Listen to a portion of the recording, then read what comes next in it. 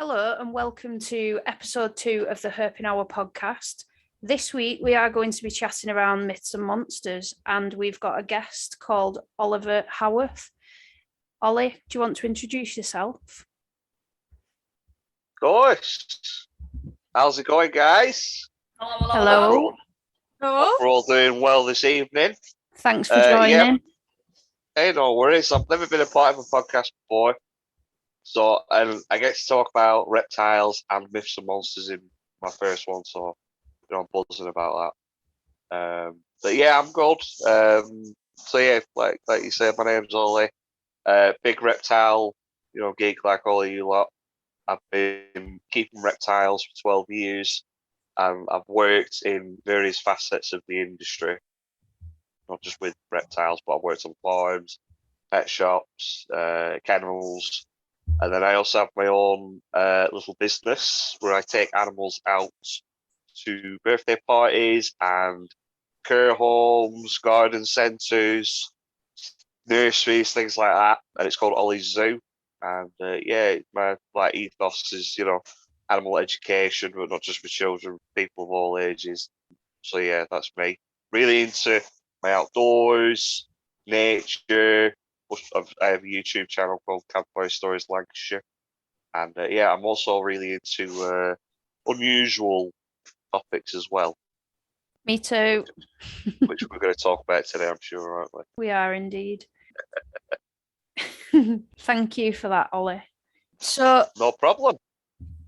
Tonight, then we're gonna start by chatting around some myths, so to speak, and some cryptids, which obviously are animals whose existence or survival is disputed or unsubstantiated, like the Bigfoot or the megalodon, that kind of thing. I know a lot of people are interested in the megalodon, so I think between us we probably know quite a bit of background information about that one. But yeah, I think we'll start it with some questions that we got surrounding myths. Let's have a look at question 1. Can mealworms cause impaction in reptiles?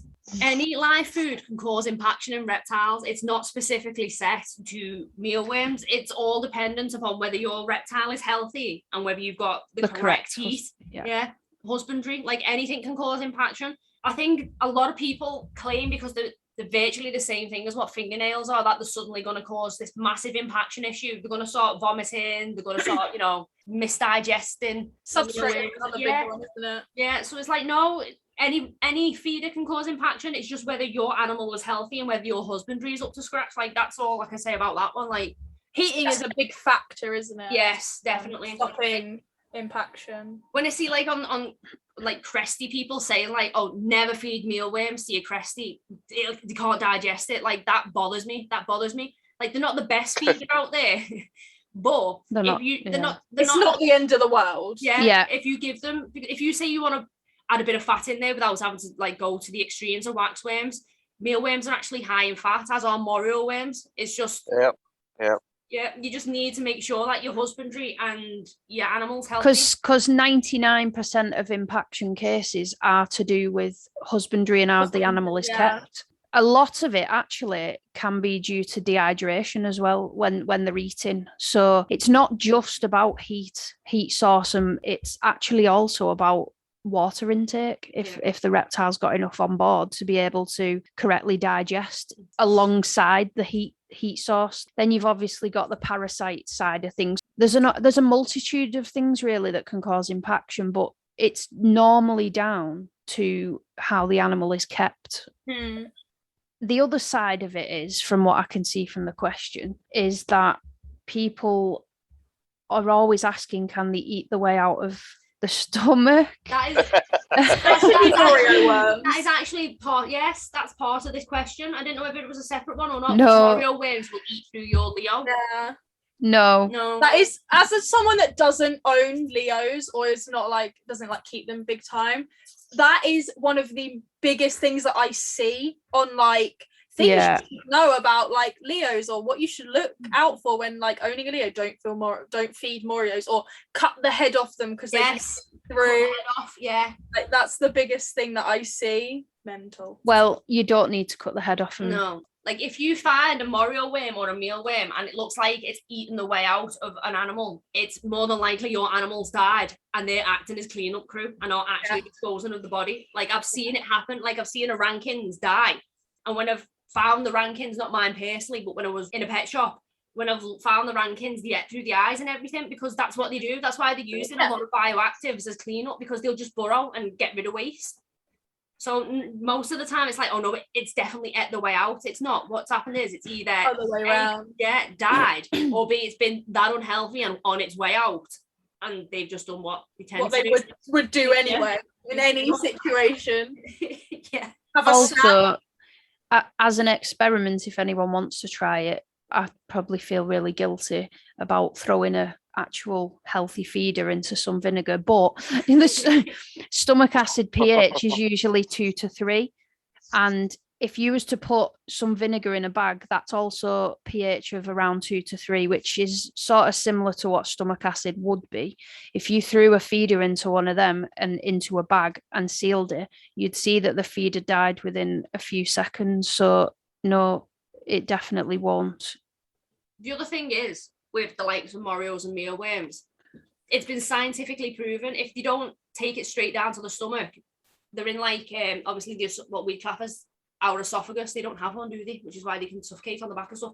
But yeah, irrelevant. They go into like a stasis, so they stop moving. They just go completely still, completely long. Just don't move and don't bother. So the chances of them eating their way out when the rest of the body isn't functioning is like slim to nil, because that makes no sense. I think I'll let Harley answer this next one. Can incubation determine sex in crested geckos? I've actually tried this because I remember ages ago when I first got into cresties, this was quite a big argument, because obviously Leos can be, and a lot of people were trying to put that on cresties. So I actually tried that and kept my eggs from my first season, you know, being a risky nugget, in different temp ranges, and then I could probably find the folder that has the results in it, and there wasn't really enough there to go, oh yeah, if you incubate this, you get this, if you incubate this, you get this. So I don't think so, and I think most of the community know that it's just not something that is actually possible, unlike obviously with Leos. So for number 3, we've got, can incubation temps improve structure/size? I'm going to assume this is to do with cresties again, with obviously the structure in there. Yeah.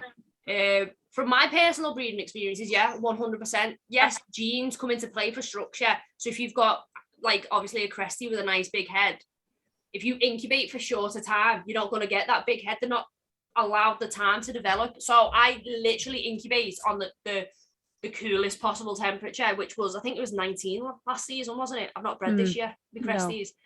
No. I bred at 19. They came out 4 grams and above. Nothing like that kiddo was huge, that first one. Yeah, so but the heads now, they come out with bigger heads, like structure, and now they're going into what my project initially was, which was the upturned crown. What I find interesting is we got a crested gecko off someone, you know about this, Harley, and when she came to us, we was like, oh, she's struggling, taking deep breaths and stuff, and I was like, is she gravid? So we took her to the vets, and the vet x-rayed her, and everything was perfect, everything was fine. He said, oh, there's 2 eggs in there. She laid and she was fine after that. The thing that I found interesting about that trip was the vet pulled up about how her head was too big for her actual skeletal frame. In a way, I guess incubation temperatures, I'll say improve structure, but not in the eyes of the vets, because in the eyes of the vets, cresties aren't really supposed to have the big massive floppy heads and stuff like that. Faces. Yeah. They shouldn't really have that full of a nose.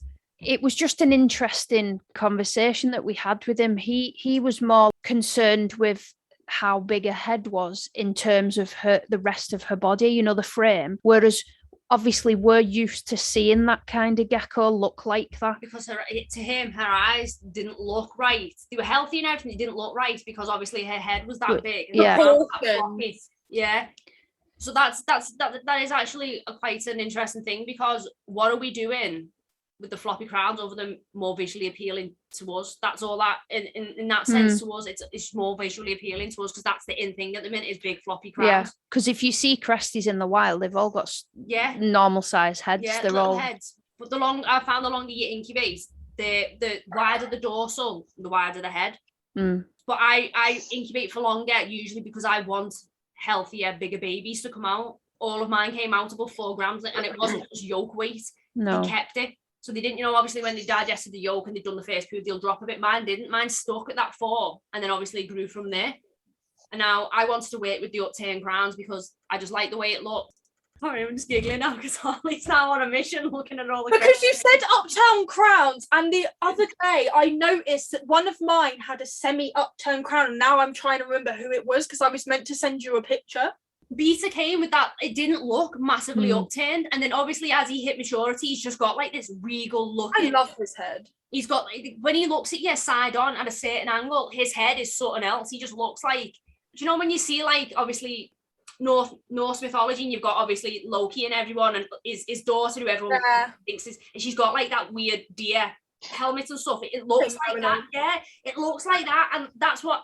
If it's not obviously obstructing ears, eyes, or causing him any damage, I work with that. If I found out like maybe this isn't the best thing to do, it's then you stop. Yeah. But you don't see many of them, or no, like even if people have them, you don't pick up on it. Everything, the big craze at the minute is the floppy head, and as you said, that vet said her head was too big for her body. So whether that's in their opinion, because they're right in a sense, because like I said, in the wild they're just standard sized heads. You don't get any of what we've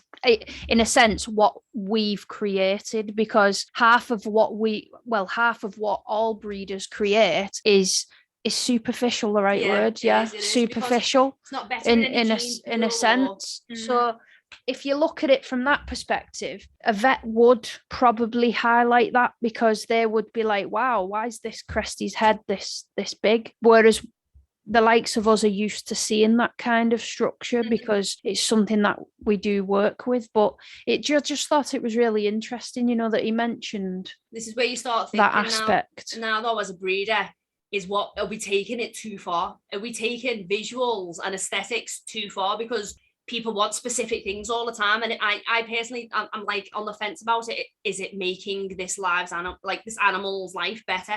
Is it better in anything, or are we just doing it for ego sort of thing? Like that's where you've got to start thinking the morality of it and things like that as well, though. Right. So, do geckos fire up due to stress? I would say geckos fire up to tell you something. So usually it can be to do with stress, or it can be to do with mating, or it can be to do with environment. What do you think? I'm assuming they just do it when they feel like it, to be honest. Like literally anything. I'm sorry, we all know Cresty's one brain cell. It can literally be for anything. Like I have like some of mine, for instance, Wildfire.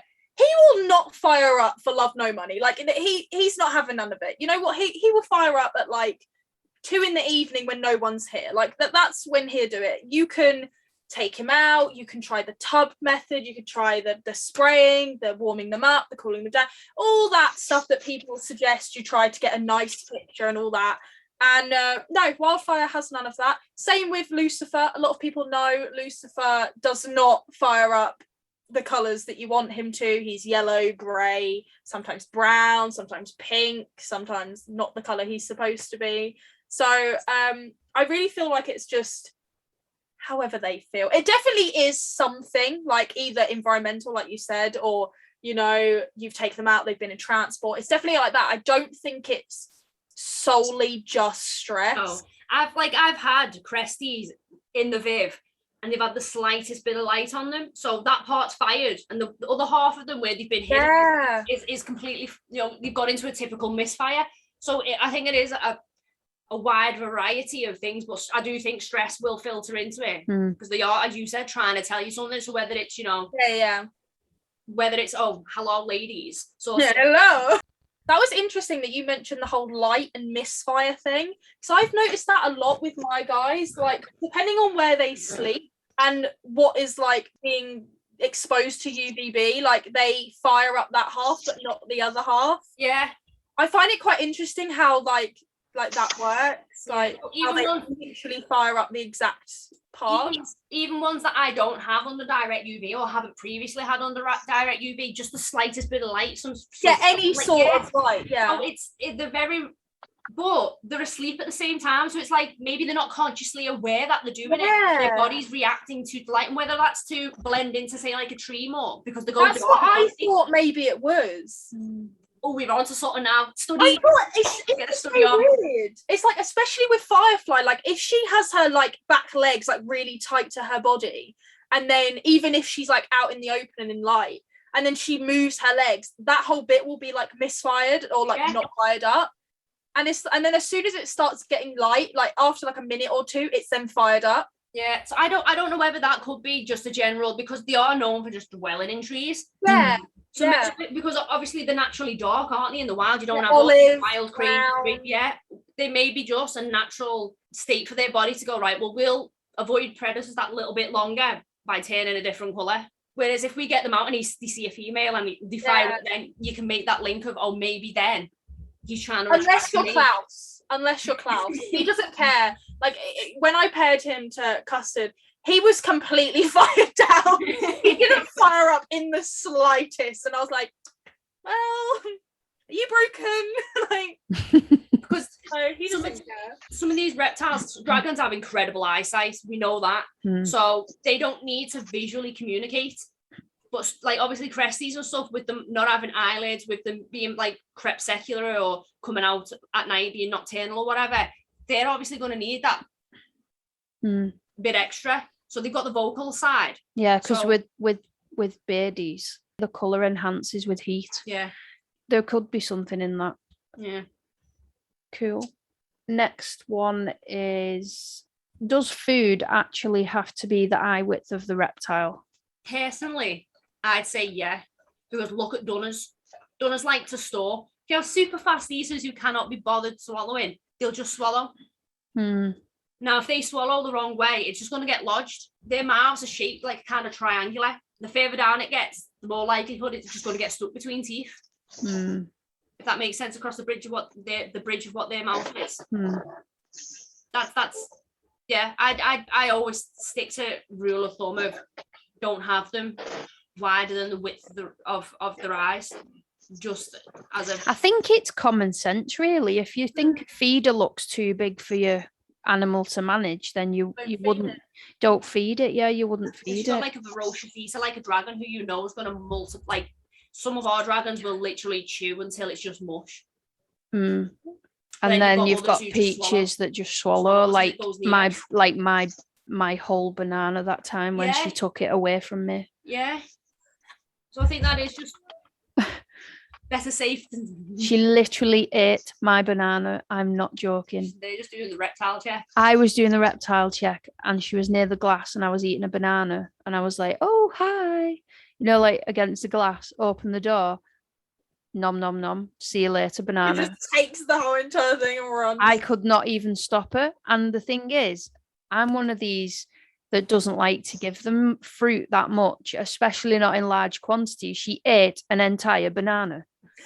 Little fatty. Anyway, needless to say, she did not have any fruit for a while after that. No fruit for you. No fruit for you. I think, right, this is another myth, right? This is another myth. Your dragon, right, I'm going to add this one myself. Your dragon needs to eat every day. No, this is what bothers me, right? A lot of dragons you see in captivity are obese. And so, yeah, so you're looking about the 400 gram mark. That's a nice, healthy dragon. But because people are so used to seeing obese dragons, like, my dragon's dead underweight and he's taking the vets, how can I fatten it up?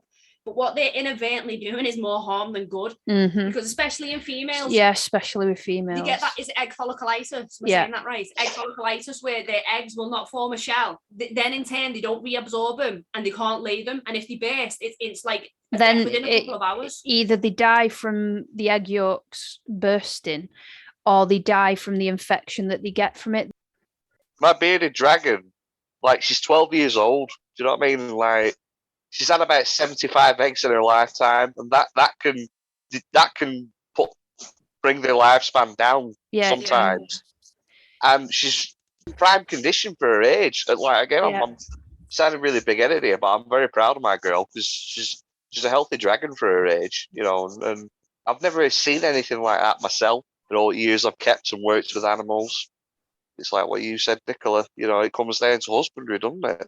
Yes, that was my myth I'm adding in there, is like, because we were on the food subject, is feed your dragons and the fruit thing as well. I find they're given too much fruit in captivity then, which obviously causes tooth decay and stuff, just like it does in humans. The natural sugars in that fruit you're giving does them no good. And obviously that builds up obesity and everything else. And you see a lot of people going, oh, my dragon suddenly passed away, or it's 600 grams and just doesn't want to eat anymore. And it's like, well, you're supposed to give them a rest there. You can't, in the wild, you do not get food. You don't get food every day. And they're certainly not getting the amount of food that we offer them in a sitting. So your fresh salad and your live food, and people will just throw in. They're spoiled in captivity. Yeah, they are. I mean, a lot of people think that the swelling in the feet and the fingers and stuff like that, the toes, sorry, is because of predominantly MBD. It's actually a lot to do with overdoing it with the protein, because they can get gout. So a lot of the time when you start to see your reptiles' toes swelling, it's because you're overfeeding them protein. And a lot of people don't realize that. Yeah, everything Nick said is exactly, I'd mimic that as well. Awesome. Cool. Number 6. Do reptiles make good pets for kids? Hell yeah. See, now this is hell yeah. As a parent, I think it depends on the age and the parent, because it's predominantly going to be the parent that for helps example, with if our kids asked like they did, can I have a snail? We said yes, because we've already got reptiles and everything. So that's just adding one extra. We'll look after it. But I think a lot of people go into it expecting you've got a hamster type animal. You don't actually understand it. Like, so they'll go, oh, leopard gecko's really easy to care for. But when you break down supplements and routine, feeding regime, heating, the parents need to be invested in the animal themselves. Yeah. Because if your kid's like obviously under 18 or, you know, under 16, the pet isn't actually your kids, it's yours. You're the financial one that's responsible. And I think teaching kids about reptiles, 100% do it. 100%. Do not take away animals from your kids, because that is how people learn. Yeah. But the parent needs to be the one that's invested. Like, say for instance, like you want a Crestie, the parent needs to be the one that's like, you know what, Cresties, I find them really interesting, I'm going to get one. And then if the kid is then on board, they can bring the kid on board and teach the kid about it, about the care. So then that kid learns. And then if that kid then becomes really interested and shows that they're happy to help, they're really interested, you can then further down the line look at getting them their own pet type deal, where you can then teach them to know, you know, look after it yourself. If you don't do this, this is what happens. Like, as they get older, kids can learn. I think when people buy pets solely for their kids, it never ends up, like in my personal experience, it never ends up going well, because obviously kids lose interest. And if the parent isn't interested in the first place and then the kid loses interest, that animal then ends up getting neglected because no one's really interested in it. It was the kid that just wanted it. Parent didn't really care, just wanted the kid to be quiet type deal. No one's interested in it. It gets neglected. That's what happens. Same with what happens with dogs, cats, hamsters, guinea pigs, literally any animal. I'd say probably any animal, more so reptiles to be fair, ends up getting neglected because if you're not interested in something, you're not going to spend your time, you know, making sure it's got the best thing, or, you know, cleaning it out, things like that, if you're not fully invested. I think pets, like reptiles for kids, are great if the parent is the one that is the one interested, like in the first place. So like you guys having reptiles already, raising your kids around reptiles, it's obviously they're gonna probably be interested, aren't they? Yeah, this is the thing, they're a great animal, a great thing, a great species for kids to have, but they need to be as informed as they can. Like, this isn't going to be a rat, it's not going to be a hamster or a bunny, it's not going to want to sit on your lap while you tickle it, or you know what I mean, like you can get it out, you can handle them, keep them sociable, but they aren't actively going to seek it out like your dog would. Like they're not going to come over to you and be like, "Yo, pet me." And I think that's what I've seen a lot of people say, I need to rehome or I need to do this because they aren't cuddling me. And you need to differentiate, like, these aren't mammals. They don't build the social structures with, like, say, humans. They'll associate things with us, say, like feeding routines. You know, if you get them out at certain times a day and you can teach them, like, say, tap on the floor when you're going to feed them, and they'll associate like that sort of stuff. They're not going to be on the same level as a dog, where you can hunt up to 150 words, you can teach your dog 150 commands. Like, it's not going to be on that thing. So yes, whilst they are great pets for kids, not enough information is put out there on actually, until you nail down these routines of feeding, supplementing, the heating, it can be very daunting, and your child will probably lose interest because as they get it, they're having to learn.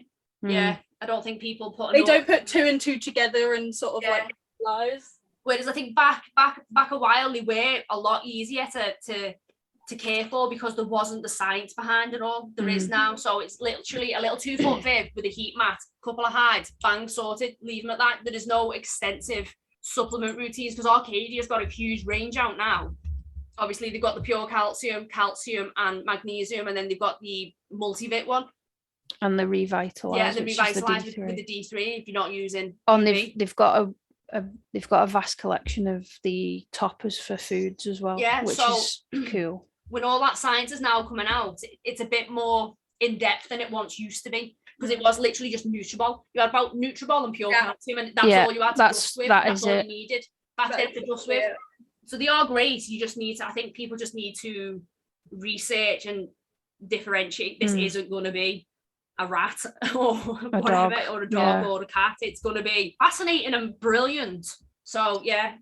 Are jelly pots bad? Yes. They're full of sugar, aren't they? It is literally just fortified sugar. They were designed to feed and keep your live food hydrated, with obviously out the drowning element. But then, because Cresties then became on the scene and they were fruit eaters, they made the assumption that they could have the jelly pots as well. It's like baby food. That went out the window. Like, the majority of people now don't feed baby food, but for some reason, jelly pots, everyone still just grafts onto them, like, must feed jelly pot. Like, I get that we, you know, some of us like to pretend that our reptiles and dogs and stuff are our kids, like me, but they don't need treats like dogs and cats. Like, they're not in the same way. Like, they're not a kid. They don't need, like, I don't know, a McFlurry from McDonald's like every 5 minutes. I say that being the one that literally asks for McFlurries every 5 minutes. But they don't need treats. So the argument of, like, it's just a treat is just, it's not an argument. You just don't have any, there's no valid reason to feed them at all. And you're just trying to validate it to yourself. Like, yeah, it's nice to think like that, but, you know, that's why we try and promote more waxworms being a treat, because they're a little bit better than. We'll then link into, can Cresties get addicted to live food? That was another question. And I'm going to say, it's not so much as getting addicted, like what waxworms, what it is very fussy. So dragons will just not eat salad if they know they're getting live food every day. And I think you have to hold out. They make the association of, hold on, I'm getting really good stuff here. Why would I touch that? Like, this isn't moving. It's not full of protein. It's not dead scrummy and tasty. You hold out. So yeah, while somebody can get addicted to some live foods, like waxworms, because that is like basically just a hamburger. Yeah. For your animal, you will become incredibly picky about what they're eating.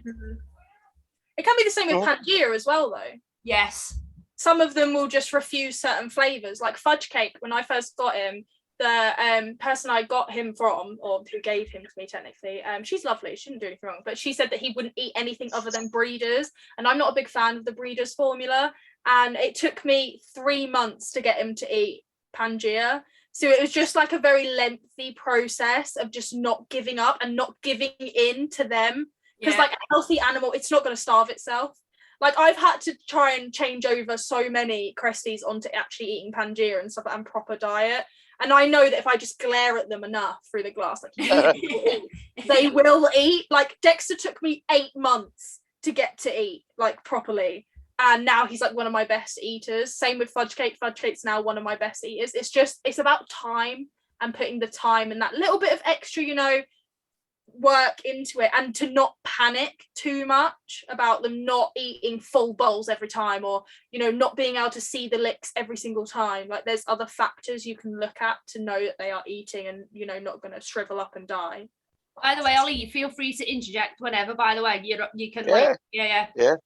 Just tell me to be quiet if you want to say something more interesting. No, listen, girl, shut up. I've got a point. Right, let's see. Will reptiles give you salmonella?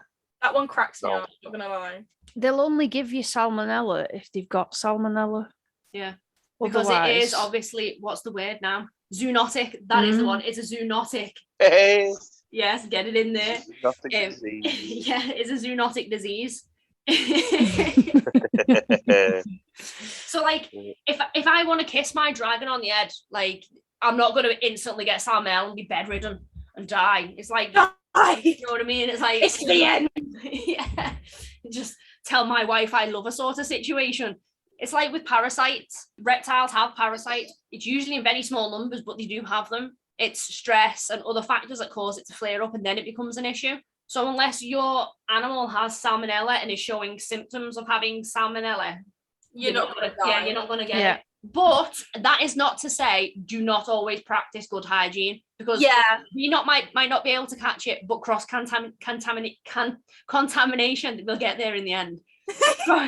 Cross contamination between your reptiles is a big thing, and it can happen. So you might not be able to catch pinworm, but if your animal's got pinworm and you then start going more than another, there is obviously, and the things like the crypto and stuff, quarantine. Yes, quarantine is, so always practice good. We need to do one on quarantine, because the people, like, I've seen so many people not quarantine or not even realize how important it is. Like, I've watched people have their whole collections ruined. Yes. By one slight incident of taking an animal that was visually healthy. With that one, pet shops are quite to blame for that as well, because they'll sell you a full setup, which is loose substrate, everything, and not even tell people you need to quarantine. Like, regardless whether you think loose substrate's fine or not, you need to make sure that your animal's defecating. There's no signs of worms. There's no signs of, like, slight ill health, because they're not getting the right information. So pet shops need to be saying, you can have a full setup, but come in at a later date for the loose substrate side of it with your receipt. Keep them on kitchen roll, because you need to monitor this animal. Keep them separate. If whether you've got a royal python and you bring home a leopard gecko, keep them separate. Keep them separate, because cross-contamination is a massive issue in the hobby. And that's when I said practice good hygiene. So wash your hands, sanitize them, because just because we can't catch it doesn't mean you aren't going to pass it through each of your reptiles. And as you said, potentially demolish an entire collection. Cool. Whoa. Right, next question. Does the viv size impact growth or cause them to be stunted? The answer to that, in short, is no. No. It has very little impact on growth, and you really wouldn't have a reptile that had stunted growth due to viv size. No, if we compare it to humans, if you're put in a small room, it doesn't mean you're going to grow any less than you would naturally. You might not grow right, i.e. if you're deprived of vitamin D and stuff, you're going to get scurvy, rickets and all that. It's not like binding. So they will grow. It's just you're not giving them, you're letting them survive rather than thrive. That is the whole thing, isn't it, with keeping animals in captivity? Do you want them to just survive, or do you want them to thrive? And my philosophy always is, if you have the space, give it them. They'll utilize it. They'll always utilize space. You might not see them actively do it, but if, like, I've seen plenty of people set up cameras inside vivs, and when they've gone to bed, that animal comes out, whether it's everywhere, a cresty, whatever. They will use every inch of the space they're given. So it is that whole, do you want them to survive or thrive thing? But they will grow regardless of what space you put them in, because they're not being physically bound. Like, like foot binding and stuff in humans, you're not preventing the growth. You're just not giving them the room to thrive or survive. Can cresties become reliant on hand feeding? I'll let Harley answer that, but beardies do. So let's see what Harley thinks. Yes and no. It's not like, they're not like being like, oh, I'm not going to eat because I'm waiting for you to, like, it's more like, especially with babies, like if you start hand feeding a baby from the very start, that's what they think is like meant to happen. Like they're meant to wait for you to feed them. Like, you know, they get used to that routine of coming out means feeding. So I know a lot of people, I think, who was someone, I remember speaking to someone about the leeches. It's apparently quite common with leeches for them to hand feed baby leeches, and they don't have that issue. So I'm assuming that, like, I've had to hand feed, like, for instance, Maureen, I had to hand feed Maureen because I thought we were going to lose her. Like, I didn't expect her to get as big as she is now. Yeah, So I did hand feed her for a while, but when I stopped hand feeding her, I wasn't like getting her out of the enclosure to hand feed her. I was feeding her in her tank, and between hand feeding her and I was still giving her a bowl of food and always feeding her near that bowl of food. And it did take a little bit afterwards for her to, you know, eat on her own, but it wasn't like a crazy amount of time. Like, it wasn't like stupidly long. It was just a case of, you know, get them going and then they can do it on their own. But if you're physically taking them out a lot to constantly hand feed them, I feel like they don't rely on it. It's more that they just think that is, you know, what's supposed to happen. They don't have the whole, you know, oh, I've got to look for food comes to me type thing, you know?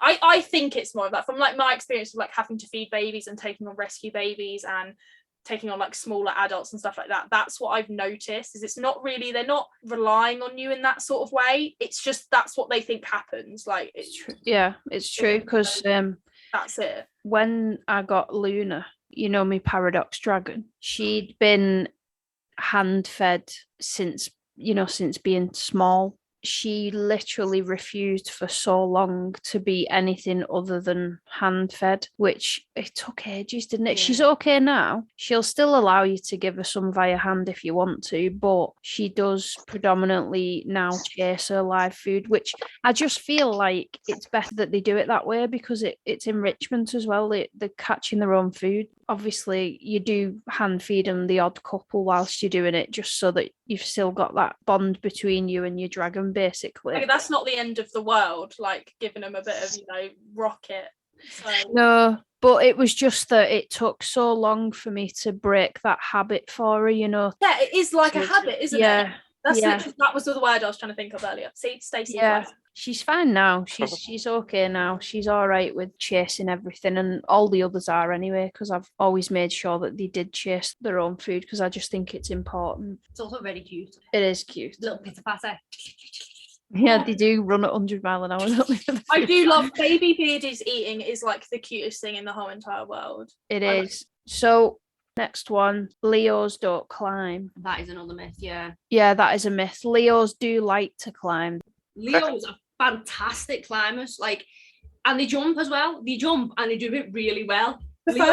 For a Leo jump freaked me out. Yes, Leos so jump, much, and it's amazing to see. It's just like, it's the fastest thing I've ever seen in my life. Literally, there's no warning that they're going to do it. It's just like, wait, gone. I've said, haven't I? I've said to you a few times, oh my God, I've got a cresty here, not a Leo. Yeah. Because, like, remember that time you got one out, and next minute it's just like, where's it gone? And it's on me. Yeah, it was on me. I miss having a Leo so much. There was some Leos that needed rehoming near me, and the temptation was so strong. I try not to look at anything to do with buying things. I've been very good on this year's buying front. I've not bought out. I wish I could say the same. Not bought nothing. I was supposed to not buy anything this year. Like, the only way I was planning on getting anything was through trades, which I still have a few trades lined up this year to like further bloodlines and like projects. But I was planning on not buying anything. Technically, the only thing I've bought is the Halmiras. Technically, my boyfriend's geckos are Zuko and Calcifer, so I'm not taking credit for those. I didn't buy them, so I've only bought something once. So far, I'm not gonna cross my fingers, because I'm probably gonna buy something else. Let's be honest. Yeah, I'm not, and it's probably gonna be male as well. Not that I don't have enough already. Oh yeah, they all turn out male. The cresty chestnut, quite literally. They all turn out male. Like, oh, she's looking good. Bang, next day, cresticles just in your face, and you're like, no. The only Chili, Firefly, and Salsa. They're the only babies I've been lucky with that have actually stayed female. Every other like baby that I've grown up has gone male. we've been sat there staring at Smaureen on days, haven't we? Like, Yeah. you better not, and she's not. So she's hit that mark now, and she's well over the 20. Oh, she looks so good. So I can't good. believe how good she looked. Yeah. Considering like we thought we were gonna, like I obviously thought I was gonna lose Smaureen or Smorg, who it was at the time, because everything's a boy to me. Yeah, it's kind of crazy to see that. Like I thought that, because considering like she hatched early and stuff, I thought that she was gonna take ages to, you know, get bigger, but she's actually done really well and looks really good as well. Yeah, she's really big. Yeah, she's really good with the food. She's very active. She's always out with a lady garden all over the side of the glass. Yeah, that's true. That's why everyone was I like, saw one of her siblings the other day. I got sent pictures of Cream Cake, who was my holdback. Caroline's got her, and she looks so good as well. But I think she's smaller than Smaureen. Yeah. Which is, it's crazy because I'm pretty sure Smaureen is the biggest. what I'm going to say to that is they were in the reptile room. Now the reptile room, because obviously the dragons are everything in there, it's hotter than your average room temp. So this whole keep them at room temp, they're happy, and you're going to kill them instantly. No, we've thrived absolutely In warmer smashed all conditions, boundaries yeah. when they've had that bit of extra heat. And obviously we've not given them direct basking spots, but heat rises. So regardless of where they are, the top of the river is going to be warmer than the bottom. Yeah. So yeah, I'm gonna say the fact that she was in that reptile, because Matrix did the same. He just sprung out of nowhere. Him. Be the Dow. Yes. He is crazy. He's on another pretty level. though. He's on another level. Him. He's on another level. He's an absolute nut job. Like literally, you can't walk past that. Oh, that's like Salsa At the glass. and currently Firefly right now. This next one. So I'm gonna let Ollie do the snake one. Go on, yeah, because Ollie has got a lot of snakes. He's got boas, and you've got boas and stuff, haven't you? This is my time to shine. So snakes. That's why I've not been saying much, because I am more of a snake guy. What snakes do you have? I've got 7 royals, a corn, a Cali King, a hognose, and a boa constrictor. So. Do you have any banana ball pythons, royal pythons? Like any banana or pied? No. Oh. I have a het pied. I believe she's a het pied. But I'm not really why I've been being quiet. I used to be in the breeding game a long time ago, but nowadays they're just my pets. Yeah, I'm just not interested in breeding. Like I know she is het pied, and if I ever got another het pied, you know, if I wanted to be gratuitous, I could put them together and breed them. But I'm just not interested. Right, come on, what's the question? One of the questions snake related is snakes sizing up owners to eat them. Oh my god. It's going to be hard for me to keep my language, I'll try my best. Yeah, so that's rubbish, not to put it bluntly. But snakes don't size their owners up at all. Been around forever is this myth. Been around since we were all kids. And it'll probably be around forever. It'll never go away. The story is someone had a friend that knew somebody else that had a snake that used to sit out and cuddle with them, and they'd be waking up at night, finding this snake laid straight next to them, doing it again and again, and it's like, it's a bit strange, is this? My snake doesn't behave like this normally. Oh, take it to the vets, and then obviously they do. This intelligent specimen, this vet, who's obviously very qualified, tells this person, well, your snake is measuring itself up against you. See if it'll fit in your stomach. Oh. Dun, dun, dun. Oh, it's brilliant. I have to break it down sarcastically so that people can understand just how stupid it is. Yeah. Because obviously snakes, by nature, most of them are ambush predators, and they either lie in wait for their food to come across, their path to take it. Occasionally they'll go looking for food if they're like a specialist eater, like a gopher snake. They'll raid bird nests. But most snakes, by far and large, will wait for food to come to them. I'm sure we've all been bit off a rodent at some point in our life, and it hurts. Hurts a lot more than a snake bite. Yeah. And oh my god, yeah. The notion of a snake politely approaching a rodent or a bird that could peck its eyeballs out and just politely say, excuse me, do you mind if I just a little favour? Can I just measure myself up against you, see if you fit in my stomach? it's very, very silly. Is that they Gotta have be to told take about food when it comes their way. Any opportunity to feed, they'll strike because they don't know when the next meal's coming, do they? I think the testament to that is the fact that if you feed a snake something that's just visibly too large, they'll still try and take it, and they'll either leave it or spit it back out. So like that's. I mean, I'm not gonna lie. I did try and get it, bamboozle a few people and say, "Hey, have you heard that story?" No, full well, it's not real. But yeah, it is a very one of those. Yeah, I have tried. Like, I'm not gonna lie. Like, people who aren't big into the reptiles, I have tried to bamboozle and be like, "Oh God, read about that retic." Yeah, this woman was. That was the first bed. thing I heard. That was literally as soon as I got into reptiles, even looked at the word reptile. That was like the first thing I ever read. Your snake will eat you. Make sure you feed it daily. There's another snake one actually. So royal pythons live in termite mounds and don't move. What is that? The question? Yeah, that's the myth.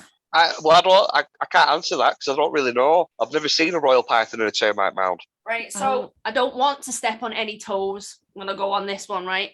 Justification and stuff to keep them in racks is they don't move. Like this is what I'm gathering from when I see the arguments, like from both sides. Like, I'm not trying to slate anyone or say it's right or wrong, but I've seen a lot of justifications for rack keeping is, well, they just live in termite mounds and they don't move anyway. But then obviously you've got the people who want to keep them in big vivs with obviously sky hides and everything, saying no, they'll utilize space and all that. So I think that myth is, this is where you start stepping on territory of whether you're going to offend people or you're not now with this one. So okay, that's what I'm like.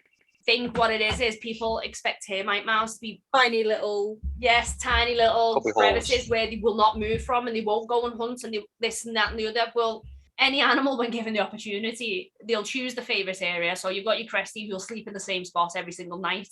You've got your snake who'll sleep in the same hide every single night. I've got snakes there where they've got, and I mean literal hatchling hides that I can't take because they will spend a lot of their time that they're not active in it. You just enjoy it. Like that is, like, I know we shouldn't anthropomorphize. I can't say the word anthropomorphous. That's it. It's like they build a connection with the things around them. So yes, whilst they do pick specific areas where they feel safe. Yes, on the other end of the spectrum, they will utilize space. So yes, I do. There's a myth that they won't move around and stuff. It's been well documented in captivity that when given the space and you give them sky hides and things to climb on, royals will climb up branches. They will go into sky hides and you'll just see a face peeking out and stuff like that. So yeah, it is a myth. But at the same time, I'm not trying to step on toes by telling breeders what they can and can't do. So I think breeders, it's more known in America that they will say they live in a termite mound and don't move anyway. So what are you expecting? You're going to stress them out, giving them more space. I don't want to step on toes and say like, this is right and this is wrong, but I think it is used as the reason why. They can't, I think it's more like, they've been found in them. Some people, not saying everyone, that keep them in racks use it as an excuse because they don't want to admit that it is more convenient, easier, especially people that keep them in large quantities. Like we're not stupid. We know there's big breeders out there. Yes, it is more hygienic. It is more convenient. It does make things quicker. It does save costs. But just tell the truth. Yes. Don't use excuses like that. I've seen that being used as an excuse when they have no further argument or when they've hit a dead end with someone that's come up with a lot of, fact. Yeah. If you're going to keep them in a rack, that's completely fine. That's been done for a long time. If that's what you choose, just own up to it. Just own up to what your reasoning is. Convenience, whatever it is. I think that's one of the issues in the hobby is the transparency, because a lot of the time you've got two ends of the spectrum. You've got the religious rat keepers and breeders who are adamant and anything you say is wrong. And then you've got the elitist side of it. I'm not trying to put anyone down, but you've got the class themselves as like the more advanced of anything, and regardless of what you say to them, they're always right and anything you do is wrong, and there is no middle ground. There's no middle ground. And I think like if you came together, you were transparent. Look, I keep mine in racks because I'm trying to run a program myself, and I'm not doing this for profit. I'm doing it because I want to work on projects and I want to better lines. And for example, Stacey's white and yellow thing, where she's trying to better that gene in the long run. But sometimes you can't openly say that because you're constantly shot down by the people who believe like everything should have 50 foot of open space. Then on the same side, you've got the breeders who are like, well, no, you shouldn't. You should always keep your royals in a rack because anything bigger than a rack's going to stress them. You can remedy that by giving them more places to hide. Exactly. There's always a solution to always a middle either ground. problem. But unfortunately, a lot of people will put blinkers on and not see that middle ground. It's their way or the highway. Exactly. That's where you start stepping on toes and people get uppity and knickers in a twist and that sort of thing. So yeah. There's enough knowledge and research out there now. Like if I was like a rat keeper and I learned about keeping in tanks and the benefits and stuff like that, and in my head I was like, that's not something that's going to work for me, just own up to it.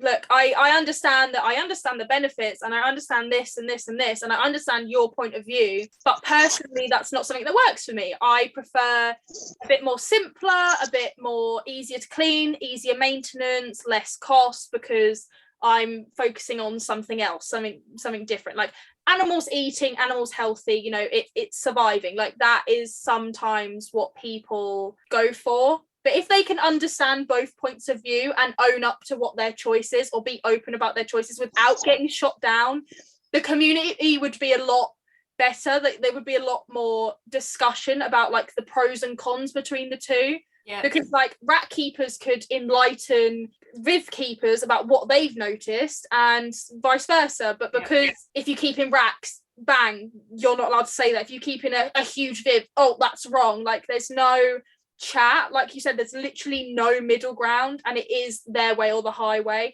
which is sad because I think rat keepers and Viv keepers can learn a lot off each other with what they've noticed and what they've seen and any behaviors that they've noticed and things like that. I feel like it would better keeping in the long run. So, but no middle ground. So I know there's one white and yellow syndrome, myths around the syndrome. I wouldn't say there is any myths around the syndrome really, and I think it's probably best to cover white and yellow syndrome in a specific podcast that's related more to, you know, issues around breeding and certain morphs kind of thing. So we'll bypass that one and let's do reptiles only drink off leaves. No. No, I think that myth comes from some reptiles often don't see standing water as a water source.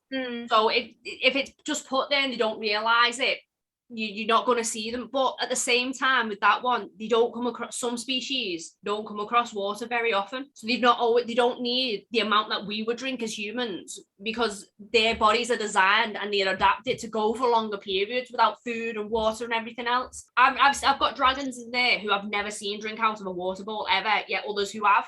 And it's all about the movement. So once I show this dragon, look, there's movements, they will openly drink from it. But at the same time, if they don't need to drink, they don't need to drink. Their salad and their live food, especially salad, contains a lot of water, stuff that would keep them going if they came across it in the wild. It's a myth. And if you give them the opportunity, it's not so much teaching them, but conditioning. This is water. When I put this in and there's a slight movement, it's water. They associate.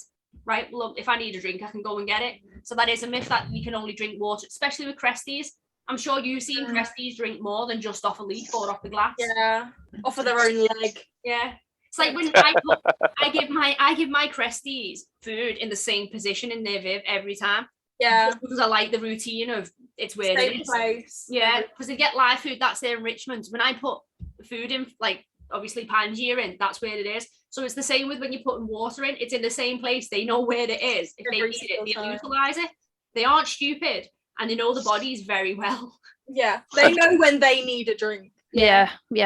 I find it quite funny though, because I'm actually having this problem with my false chameleon. She will not drink a bowl out of a bowl of water, like literally will not drink, right? And I noticed it the other day and I was thinking, oh, exactly that. Like, oh, she doesn't know it's water. Like she just doesn't realize that because it's clear, you know, it just looks empty to her.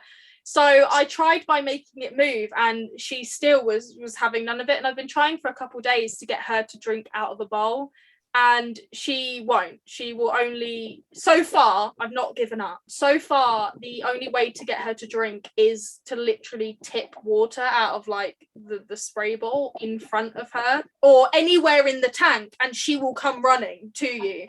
But I've tried doing that into the water bowl and she can't get hold of it. But I've seen a lot of posts in the false chameleon groups that a lot of people have the same issue with them. So I'm thinking maybe it's a bit like 50-50. It's kind of down to the individual. Yeah, I was going to say personal preference as well. Yeah, like whether they just might prefer it moving. Exactly. Yeah. It might to them symbolise fresher because rain obviously falls and drips. It might symbolise that like actually this is a better form of hydration than standing water, which or it's easier for them to drink. Yeah.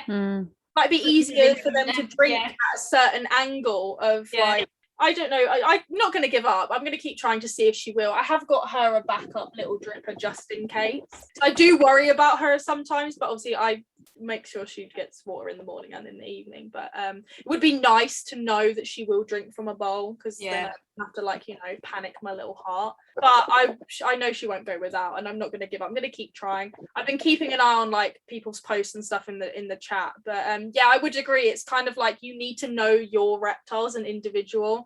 Like it can't be like a blanket thing, like one rule for one, you know, as with most stuff in the reptile community, to be fair.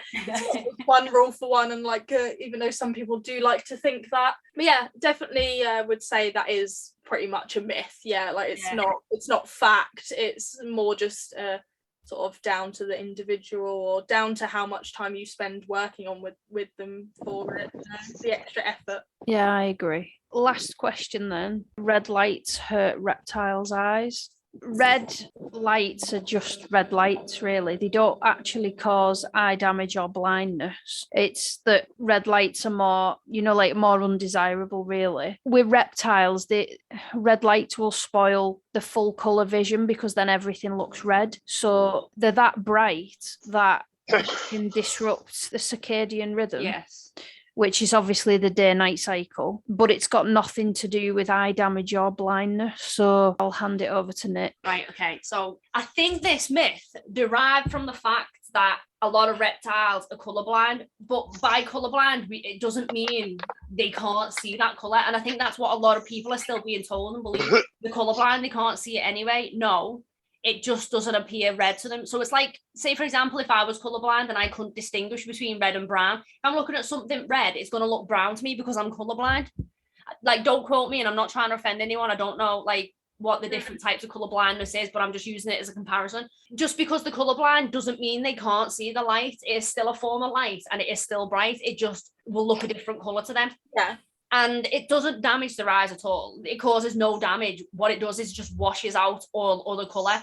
So we know that dragons have full spectrum, you know, sight. They can see lights and colours and stuff we can't see. So they can see all different types on the spectrum. If we gave dragons a red light, they would see it for what it is, red.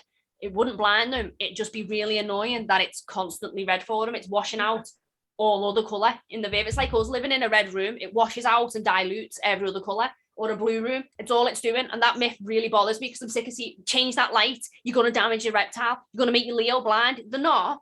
If that's all they've got for the time, I see it all the time and it grates on me. You're not going to make your Leo blind. What People you get really aggressive over it as well. Yeah. Like, oh my God, you're going to kill it. It's going to set on fire and combust and blow up. Like, I'm not going to name names. I was in a group. Some young lad posted his setup of his Leo, right? And it had a red light. And the amount of people that jumped on this kid, like even his mum got involved, like you've literally really upset him. You've all hounded him because he's got a red light. You've made him feel really terrible. This is what the pet shop sold at us. So a few pet shops anyway, like not all should be tarred with the same brush, but a lot of pet shops are still misinformed about the red light issue. But like, you don't need to jump so far down someone's throat about a red light. You aren't going to kill your Leo. You aren't going to set it on fire. You're not like sending it to the seventh circle of hell. All you're doing is probably giving it a mild annoyance with some red light. That's just inconvenient. Exactly. It's a bit of an inconvenience. If you can't get a bulb till Monday and it's now Thursday, that's fine. They'll be fine. They're not going to suddenly get MBD and lose all 4 legs.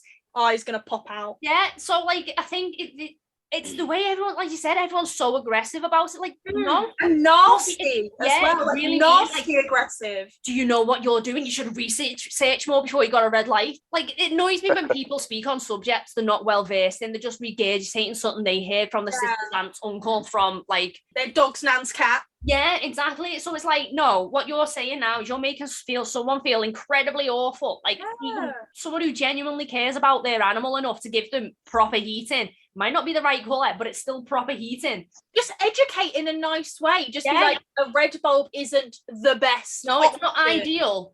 Exactly. But if you can't get a new bulb till like Monday, that's fine. Or It's just- until payday. Like, Yeah, don't I'm make just letting you someone feel know. awful. Red lights aren't ideal, and regardless of what you've been told, they probably won't keep it on at night. They can see it, and it probably will disturb them a bit. Exactly. So don't be No. like, You're a terrible owner. You're a terrible owner. I get so annoyed about it. Like, it really irritates me because I've seen people genuinely so upset. They care about this reptile. They give it like 90-foot viv, and just because they've got a red light and they're suddenly the worst person in the Exactly. world. It has the What? best substrate, loads Yeah. of sides, best UVB, but Got- one thing is got, like- all they like look at. A Lamborghini of a hide. You know, you could live in it. It's that big. Uh-huh. Like underfloor heating, its own swimming pool, right? Because you got a red light, all of a sudden you're like you're stuffing kittens in a bag. No, stop that. See you later. I tell you what, if you're going to try and educate someone on Facebook, at least know what you're talking about as fact first. Yeah, Because what you're exactly. doing is what's incredibly damaging the hobby is regurgitating misinformation, and Yeah. that's what does us more harm than good. Is misinformation. There we go. And I'll stop there. Oh, because yeah. I could keep going. I could keep going about the lighting issue because honestly, it really grinds my gears. Like, I can be incredibly blunt. Like, I will be incredibly blunt. But if I could see someone visibly People who trying, need it. yeah, like someone who's visibly trying and they're already upset because, you know, someone who's had a Leo a week is telling them that they're slowly killing their Leo in an awful way is being absolutely, I'll try and be nice. I'll try and word it in a way that won't come across as are they being mean or not. Emojis and everything. Because Like, we're not all experts. We weren't born experts, okay? We all know about, you know, some pet shops giving misinformation. Like, we've all been there, okay? People need to stop acting like they're, you know, the god of reptiles and that people can't get things wrong and can't make mistakes. And oh my God, I can't believe you, a human being, has made a mistake. it's like in life, you don't learn unless you make mistakes. And it's the same in the hobby. You make mistakes, you learn from it. You don't. And as long as you are learning from it and Exactly. correcting what you're doing, I know that good for you. can post a lot over it's not about your ego. And Yeah, she's it right, isn't. and ego stops. And It's not about it's in you. the hobby. Yeah. Ego, like, you just admit you're doing something wrong and do better. It's not that difficult. Yeah. True. So I'll Well said. Well said.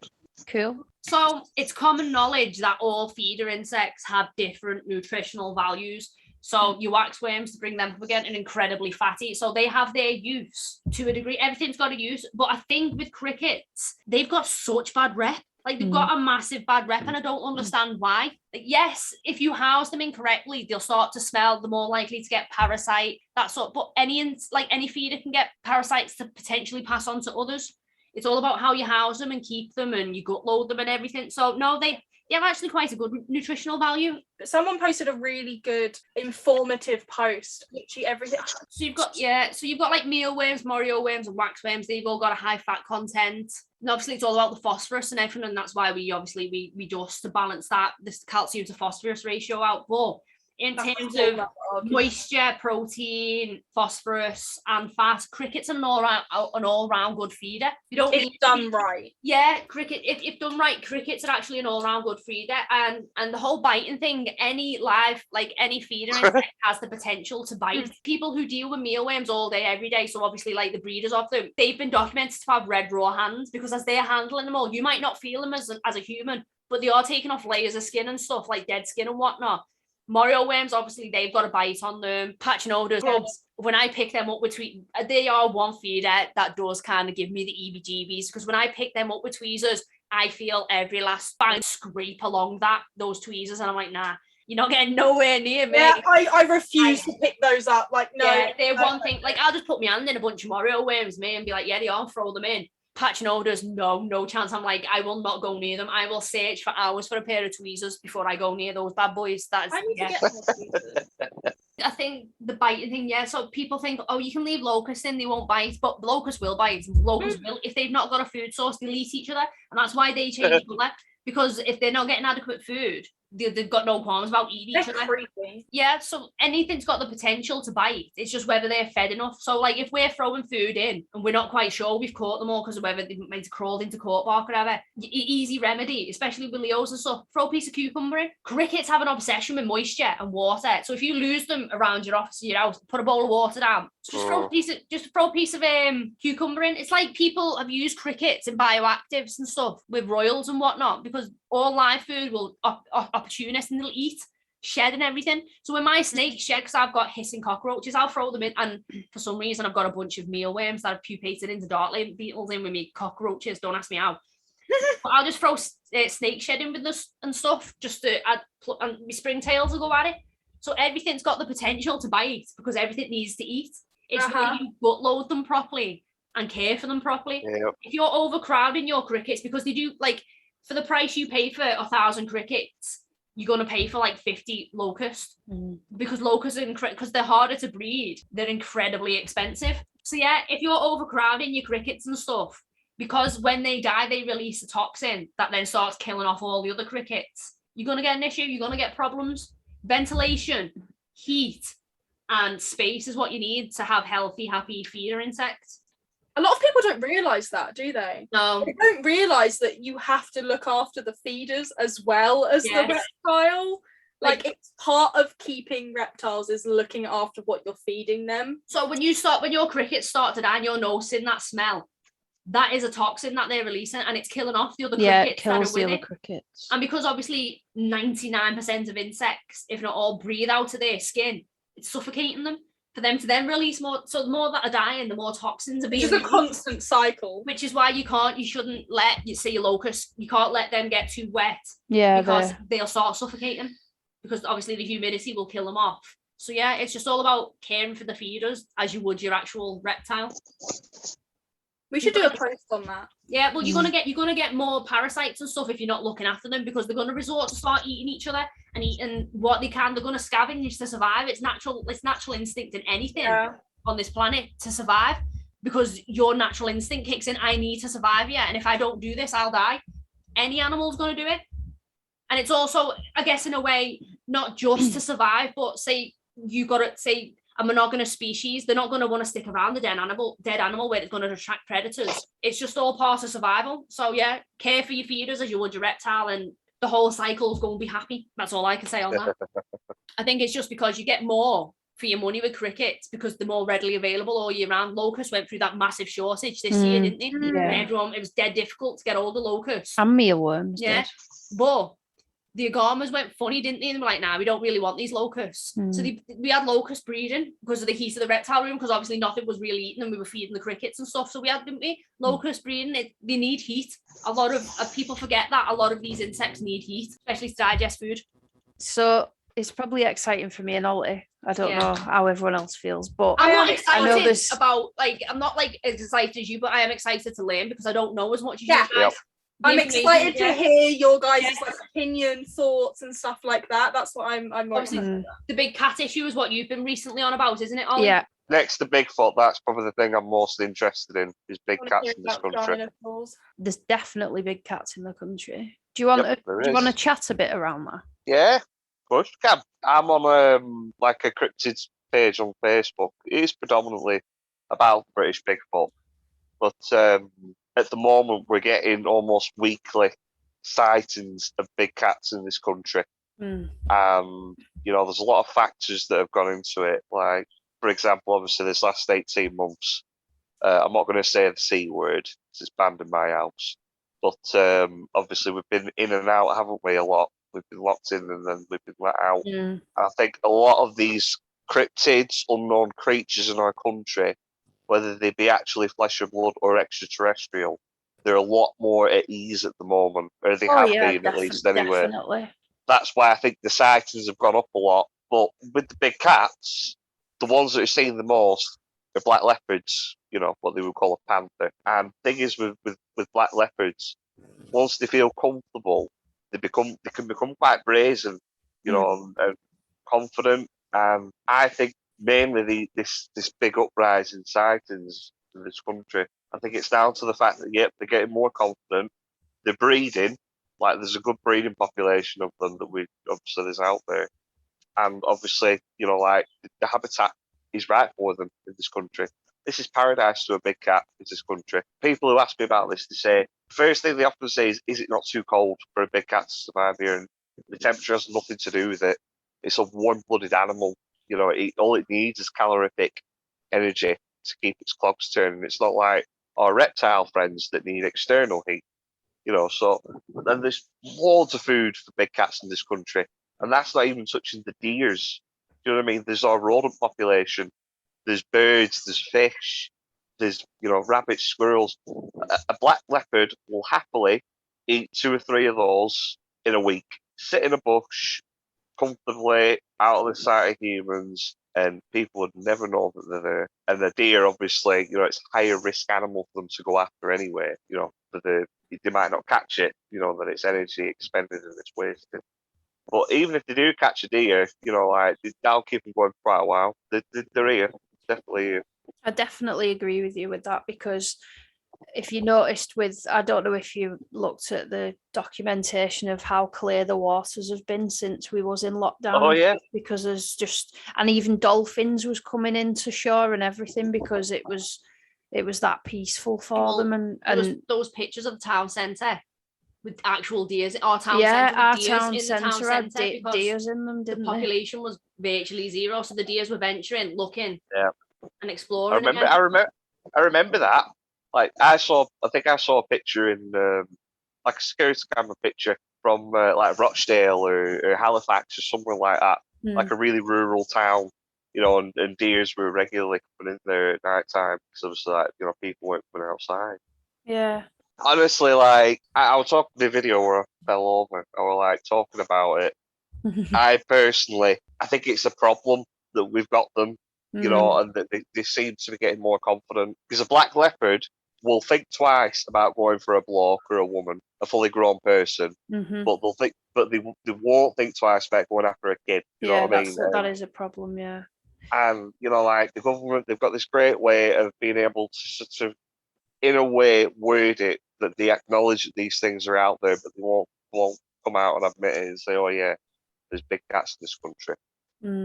So I don't know, guys. I'm a little bit worried that one of these days is going to be a big story on the news, and maybe there just won't be a story at all, and because it's not like a trendy thing for the news to post about that a kid was mauled by a black leopard. God forbid that ever happens. I guess it's worrying if you go walking a lot, because there is quite a lot of sightings in the woods and stuff like that, obviously, but it is a worry when you do have children and you do go hiking and stuff, because like you said, they're quite brazen sometimes when they if they're confident, if they feel comfortable, definitely. I only say it because obviously I spend a lot of time out in the woods, and it's surprising actually how many people, especially this last 12 months, have started going walking and enjoying nature, and a lot of them are families as well, so. Yeah, it's definitely interesting. I guess all these kind of topics are, really. Of course they are. So have you always been interested in cryptids? I have, actually, mainly the megalodon. I do believe in magic kind of things as well. So I guess that's probably because I'm spiritual, though. I think I mentioned that to you. Yep. I identify spiritualism as well. I don't know. When I'm in nature and stuff, it makes me feel re-energized and that kind of thing. So I do like to be outside, really. Have you got a spare one of those? Did you go diving for that yourself? I've been waiting to show you this for the entire video. I've seen so many of them online that I just want to order. They're just amazing. Yeah, it's cool, isn't it? I mean, you can get them bigger than this.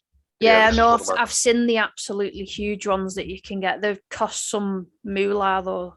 Oh yeah, I mean this like, again, you're right. The more they can be very, very expensive.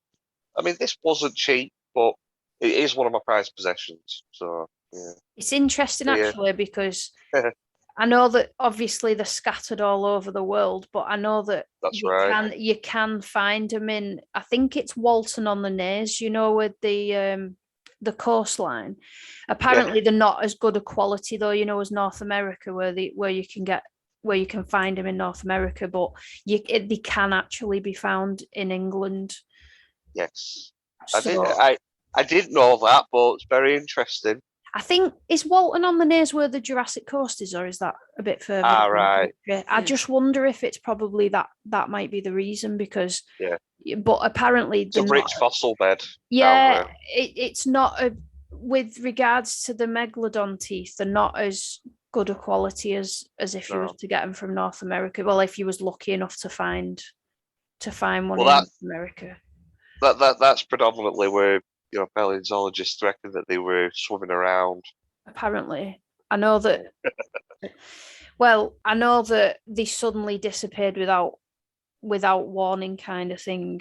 They sort of from everything that I've read, and the documentaries that I've seen, they sort of just disappeared, and that's why it makes me believe that you can't just disappear. And I know there's like 2 or 3 different theories on why that happened, and I know one was related to the mass extinction of a lot of amphibians and reptiles around that particular age. But then I know, based on the documentaries that I've seen, that they went and reevaluated, didn't they, all the teeth that they had found. I don't know if you heard of that, but all the teeth that they had originally found, and then they went through the entire collection and redated it and said, actually, hang on, they did not go extinct, say, 2.9 million years ago. It was actually more like 100 million years ago. So it's not in line with it's not in line with what they originally thought. Those theories. So one of the scientists on that team sort of blew that theory out the water, and then they decided to say that, well, actually, they think because the great white shark came about whilst the megalodon was still alive. That's right.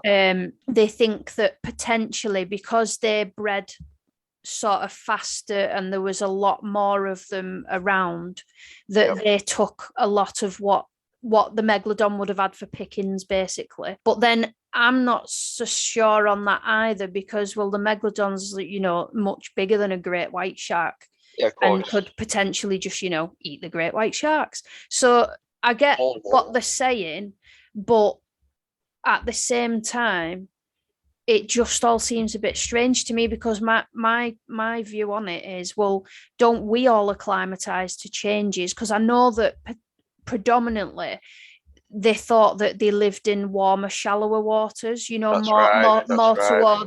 towards the shore rather than in the deep. A deep sea creature. Yeah, so I guess it's all speculation, but in my opinion, it just seems funny. Apparently, they're going to try and do some extra research into it to sort of try and solidify that it's extinct, because of the theory originally being blown out the water, basically. Right. That they become extinct along with a mass extinction of animals during that period of time. And the other thing is, just to put it out there for those who might not know, they're not actually a relative of the great white shark. So different family of shark. A completely different family of shark. I mean, the one that the megalodon originated from is about 55 million years old. That's right. But they're just totally different families of fish compared to the great white shark. And I know that a lot of the pictures sort of depict them just literally looking like a big great white shark, just bigger. And apparently that's also not the case, because they've got shorter snouts. They've got longer fins. The faces are totally a different shape. So it's interesting what people know and what people could know about it. If they looked into it more. So I don't know. What's your opinion on it? I was always under the impression that the common theory as to why they went extinct was it coincided with the beginning of the Ice Age. Yeah. As obviously the ocean temperatures cooled down, with this being a tropical species of fish. Yeah. The main food source for them was whales, and the whales, because they've got like large amounts of blubber on them, they migrated up north, and they obviously the megalodon just suddenly lost its main source of food. Yeah. And it just rapidly declined that way. But, you know, when you think about it, you know, whales are still in the oceans, aren't they? You know, Yeah. I've seen some cracking pictures of whales. It's funny you should say that, because if you think about it, they then said that the megalodon was all of its, because obviously sharks, for those of you who don't know, sharks shed the teeth every 1 to 2 weeks usually. That's right. And that's why there's an argument as, well, wouldn't we still find them on the seabed floor, basically, the teeth, you know, if they were still around, kind of thing. Yeah. But it's interesting you should say that about whales, because actually megalodon teeth ended up being found all around the globe. So they ended up actually migrating themselves. So it's interesting, really. My theory would be evolution plays a role in everything. If you're not surviving somewhere, you move. Yes, you adapt. Everything adapts to survive. I think there's too much unexplored ocean. I just do. Like, I'm not big on all this stuff like you guys, but there's too much unexplored out there to definitively say, no, they're not here no more. An example of what you're talking about there, Nicola, it's happening right now. The polar bears are migrating into Alaska and northern Russia because the tundra, it's all gone. Yeah. Like, people live in this false sense of reality that the North Pole is still the North Pole, and it's not. If you look at a Google image of North Pole, it's the snow's gone. It's not there anymore. So these polar bears are migrating, and because their habitat has changed, you know, so they've got to survive, like you say. You know, it could be the same with megalodon. Like you say, finding these teeth all around the world, they must have moved around, possibly. There's new species of fish. The deeper we go into the ocean, and we're seeing these fish and these creatures, like the weirdest looking things. We've never seen anything like it before, but they've learned to survive and adapt in that specific area. Just because it's seen somewhere else doesn't necessarily mean it's always going to be in that area. They will adapt. And I can't remember the name of the fish, but I know what you're going to say before you've even said it. That was meant to be extinct for a long, like, hundreds of years, and then they found it in, like, was it 1970s or 1977 or something like that? It was the 1930s. They refound it, didn't they? And that was because it had been in the deeper ocean. Yep, that's the coelacanth that you're referring to. That's it. Yeah, that is the one. Yeah, that's the name. I couldn't think of it. That's like the common example that people use for, you know, like potential rediscovery of megalodon, but the fact it's already happened before. Obviously, there's quite a difference between a deep sea fish and what we think was like a gigantic coastal swimming shark. Yeah. But for me, biggest form of evidence, not just for megalodon, but for all cryptids, it's really simple. It's just eyewitness accounts. People who say that they've seen them. And when scientists say eyewitness accounts are not evidence, oh my God, guys, it winds me up to no end. Because it is evidence. Somebody has said something. That is a fact. That they have said something. It is a fact, and you can't dispute it. So it's evidence. So, and again, like people, you know, like experienced fishermen, trawlers, you know, people down in submarines who are on the ocean, they're in the ocean all year round. They know the difference between a common, you know, raggedy tooth shark and a 60-foot behemoth that's come up on their sonar, their radar, or has appeared just below the surface while they've been fishing. Speaking on that, everything has its own frequency. So obviously, everything's got its own. It's like the space thing where there was that weird frequency that came out of nowhere. No one can explain it. And it's never been heard again. We don't know where it's come from. Everything's got its own. And people have heard things in the ocean that haven't had. So like whales and stuff have their own frequencies. And there's that one whale that goes around and it's not on the same frequencies. It's the loneliest whale in the world. And it's not on the same frequency. You know which one I'm on about? It's not on the same. So everything's got its own frequency. And things have been heard in the ocean and no one can pinpoint, like, what is this? No one can pinpoint it. So you can't dispute that sort of stuff because you can't. That is evidence right there, you can't put a label to it. So obviously something's given off that frequency. It's not a weird freak occurrence. Something's giving it off. It's just finding what's giving it off. Like the space thing, we'll never know unless it happens again.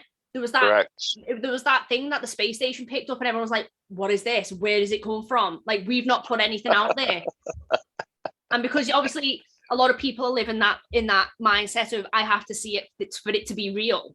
Yeah. Everything's always disputed. Everyone has to see it for it to be real.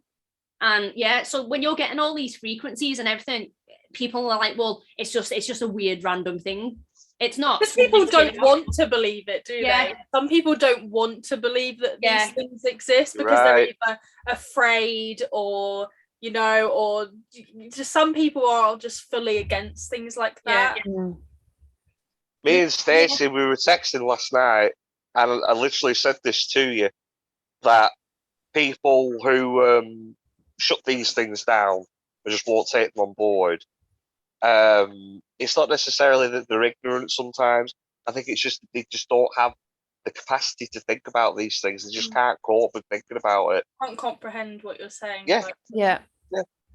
Some people are just happy to go to work and be in the rat race and get a house, get a mortgage, have kids, settle down, and they're not interested in the bigger mysteries of life. Like, I know it's like ghosts, for example. Now, I can't see it. I don't pick up on it. It doesn't mean I don't believe there, because scientifically, energy has to go somewhere. Energy doesn't disappear. My brain can't comprehend it, so I will live in ignorant bliss about it because it freaks me out, because my brain can't wrap itself around. Well, why is this? It's like we've been sat in here and things have just come off the shelf in the hall. Nobody's been in there. There's been no drafts, and I've been like, no, I'm going. Bye. I'm going to go walk with the dog. We're burning it. We're burning everything. Yes. We're setting everything on fire. We're leaving. We're moving country. Solidify Ollie's point. Yes, my brain cannot wrap its head around stuff like that, so I will live in ignorant bliss about it. Stacey's like, no, I can feel something, and Stacey, because she's very spiritual, she picks up on them types of frequencies, right? My brain doesn't. I am the most black and white person. I'm either here or I'm not. I'm not saying that I dispute it. Now, I'll openly admit that my brain isn't complex enough to grasp stuff like that, so I will just say it's not. It's like psychics. I'm like, no, they don't talk to the dead, because I don't understand it. I'll say that. But I'm open about saying that, because I'm going to admit that my brain isn't complex enough, or I'm not in tune with nature and myself and the spiritual stuff enough to grasp all that. Literally a little geek who sits here and, you know, I like to game. So I'm not as in tune with everything, whereas the likes of yourself and Stacey, who are and can grasp that higher energy and that thing. So ignorant bliss is a real thing. And just because I can't see it and I can't grasp it doesn't mean that it isn't real, and you don't have your justification for it. So I'll agree with that. So let's just solidify your point. But you're not, you know, rude about it either. You know, like, unfortunately, you get more people than less that are just playing rude, you know, about when they decide to shut down ghosts or Bigfoot or whatever. But I also think, I don't know if you'll agree with me or not, Stacey, but I also think certain countries around the world, in regards to these subjects, there is a code of silence amongst public servants and further up from that, government. Because all these reports that we get of, in this country anyway, big cats, you know, the British Bigfoot, dogmen, which are like a werewolf type creature, and then UFOs. Like, a lot of people who don't know what these things are, because Bigfoot is such a new thing in this country, really, compared to over in the States, where it's been around for a long time. You know, like, they've had TV shows about it, haven't they? It's been around that while. They've had was it the Hendersons? And they had like that stuff like that, because it's been ingrained in them a lot longer than us. Yeah.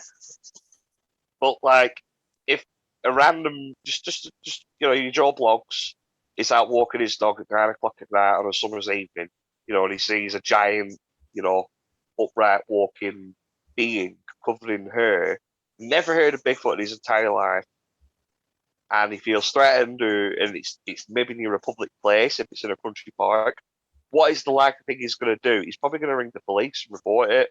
And what are the police going to do? They're not going to take him on board. They might do, but it's not likely, because they've got other things to be worried about. But I think there is a code of silence, and that they've had so many calls and incidents. I do think they've had a lot of calls and stuff over many different things, including big cats as well. But you don't hear about it, actually. You don't really hear much about it. So that's what I'm saying. Like, that is the code of silence. You know, like when like the when like public servants are asked about it and they won't comment on it, or like what I was saying earlier about the government have a very good way of wording it where they acknowledge that there are big cats in this country, but it's not made a big deal out of because they don't want to kick up the bus. Yeah, hysteria is a hard thing to control, innit?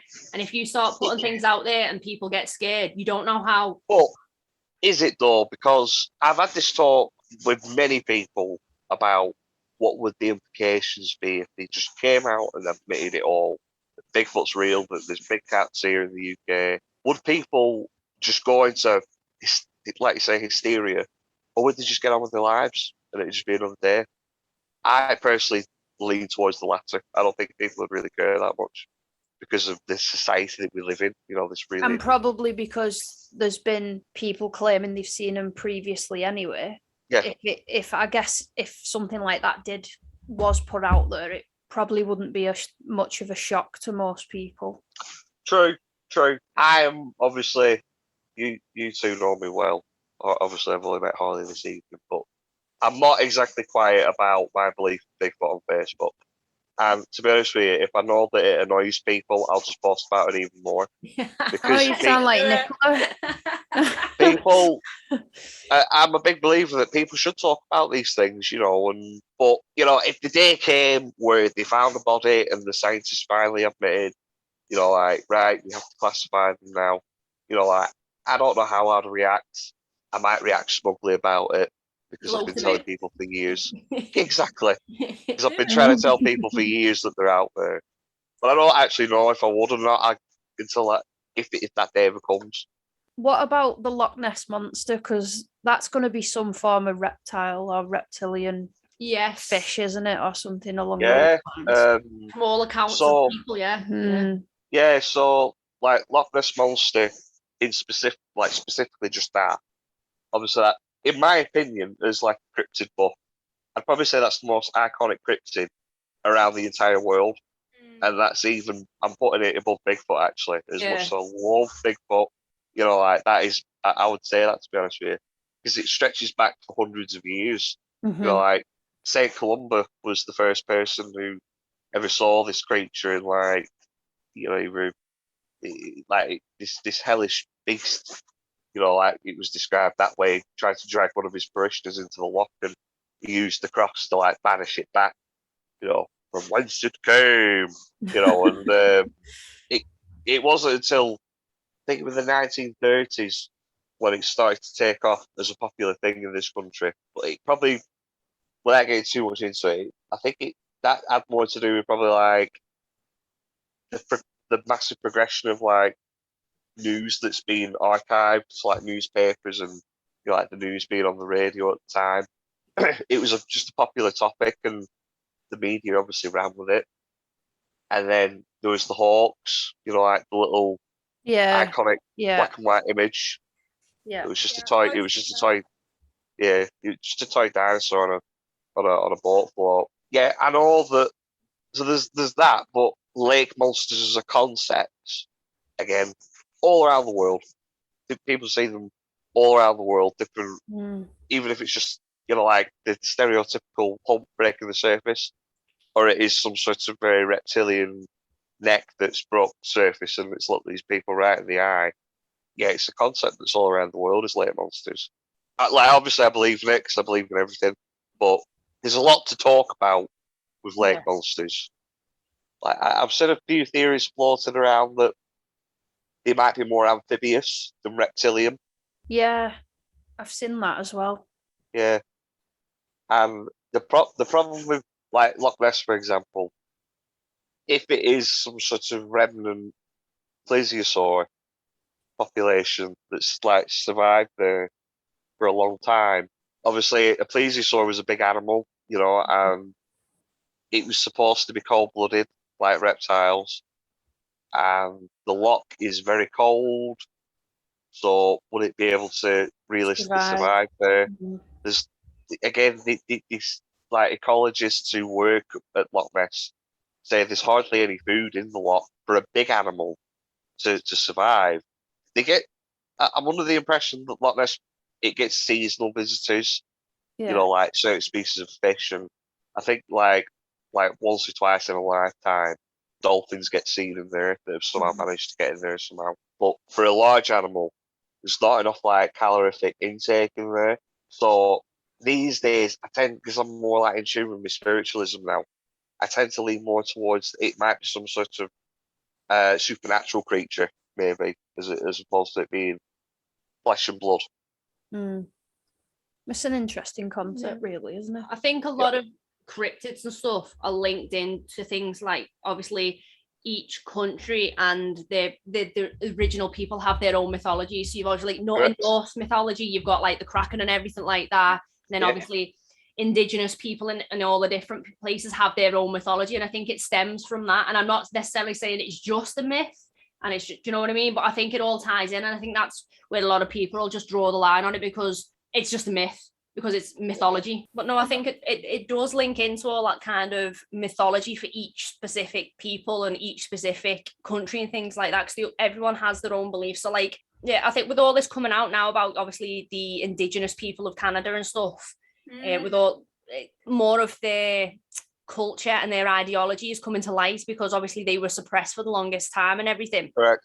And you're learning more about their beliefs and their ancient monsters, so to say. So I think it all kind of ties into that sort of ideal, but it shouldn't be just dismissed as the ancestral sort of stuff. It as I said before, if you just because you can't see it or you can't grasp it doesn't mean you should automatically dismiss it. Like, be open and minded enough to say, look, I don't believe in it personally, but you are, like, educate me.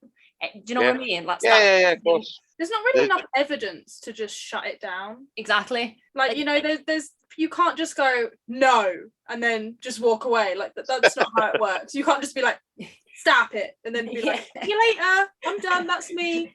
Like, if you have an argument against it, like, go for it, like, discuss that. Yeah. If you just literally like look someone dead in the eye and be like, no, you're wrong, and then that's it.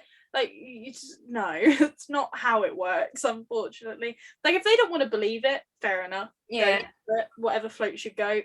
If you do want to believe in it, go for it. Like, you know, absolutely. I think it's really interesting. I've loved this whole entire conversation. So it has been a very, because as I said, I'm not big on it. I'm not like, I'm not going to sit here and play that I am, but it's nice to learn other people's opinions, other people's views, perceptions, yes, other people's perceptions and their ideology and their thinking behind it, because as a society, regardless of what you believe or what we're talking about, doesn't mean necessarily have to be about cryptids or reptiles. As a society, in order to learn, you need to have an open mind, regardless of it. So education is key in everything, like everything. So it's always nice to have an open dialogue, whether I disagree or not. It's nice to hear other people's point, unless, like, obviously if it's undisputed fact, like, say for example, like, so for those animals that are genuinely extinct now, because obviously they were put in zoos or they were hunted to extinction, I couldn't turn around and say that one that they kept in the zoo, like, there was a picture of it in the 30s, it went extinct, the striped animal, I can't think of its name now. Yeah, that, do you know what I mean? But we've got no evidence of dead or alive of these things, so you need to be open-minded about it, because we all know in the wild what is the safest way for something to stay hidden. You get rid of the evidence. So before you find most animals, it's just bones and stuff and things like that. Everything is eaten because everything needs to survive, and just because we've not seen something doesn't mean it's not there. Scavengers will come in and will pick off what's been left. So one of the absolute, it used to really annoy me that this, like, when I would argue this example, this point I'm about to make. But nowadays it doesn't really bother me that much. But when people ask if Bigfoot is real, where is the bodies? You know, like, where are the skeletal remains? And it's it's built on what you've said there. But when an animal dies, especially in a forest, first off, forest soil is highly acidic. You know, so the breakdown begins very quickly. And, you know, like, again, I'm big outdoors guy. You know, I spend a lot of time out in the woods. Like, I'm 28 years old, you know, and in my life, I've never even seen a dead bird in the woods. The only time I've ever seen a dead bird or a dead rat or whatever is when my cat's brought one to my door. I've never seen one out in the wild. And we know there's more. So true. Exactly. And we know that there's 450 million birds in this country. And they must die every day. But where are the bodies? It's because nature just, you know, does not waste time with disposing of dead. in regards to Bigfoot, if this is, again, like, I lean more these days that they're a type of human, that they're actually a bit more than like a, quote unquote animal. If it's a species that is self-aware, like we are, that one day it will expire. If it knows that it's going to die, like most animals do, it will take itself off somewhere quiet to hide, and obviously just let death take it. But again, if they're aware that they're going to die someday, like we are, would it not make sense that they have some sort of ritualized practice to dispose of their own dead? If their whole existence revolves around staying hidden, staying elusive, staying out of our way, and they know that is key to their survival, would that not make sense that they might bury their dead? Just a theory. You'd have to dig up everything, like literally exactly. the whole entire world, to have a pure fact of like saying there's no such thing type that. You literally have to dig up every ounce of the world. But again, going back to the acidic soil, bones, they don't preserve well in forests. Exactly. There's a reason why the vast majority of fossils that have been found have been in deserts, and very arid places, and that's because that's where they're preserved better. They're fossilized better. But in a forest, it's just not rich fossil beds. You won't find many bones there. See, picking up on that, like, you said you feel like your opinion is the more humanoid. So when a human decides to take another human's life, they're only found out because they make it obvious. So this isn't a case of it being extinguished by something else, and it's the natural way of things. You've got civilizations that live in forests, untouched by other human life, just like us, as well adapted and as brains as well developed as ours, who've managed to stay hidden. It was like recently during the war, was it a Russian family who went into hiding for years and years and years, and only recently came out because they genuinely believed World War II was still ongoing. But they were found.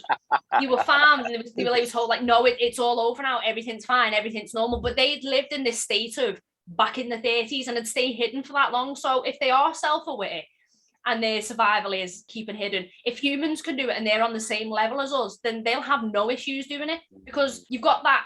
Is it a tribe that literally it will, like, there was a video of a dude who was sat with these kids, black and white, and it looked like he was having a good time, but it eventually transpired that they cannibalized it because that was them.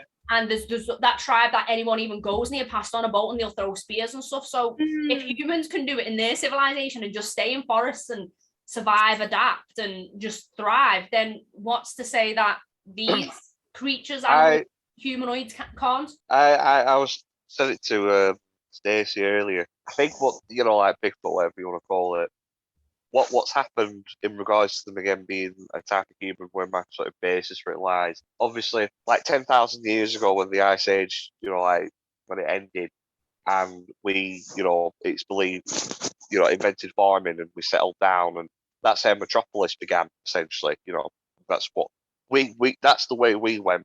We as a species have evolved for that lifestyle, and in more recent times we've evolved to technology, and that's what we thrive off of as a species. Bigfoot has gone the other way. They've stayed in the woods, and that's what's dictated their evolution, basically. So all of the sense, I think they have like a lot of senses and capabilities that it's hidden within us, within our brains, but they've tapped into things like that, and that's just what makes one of the many things that makes them masters of staying hidden and elusive.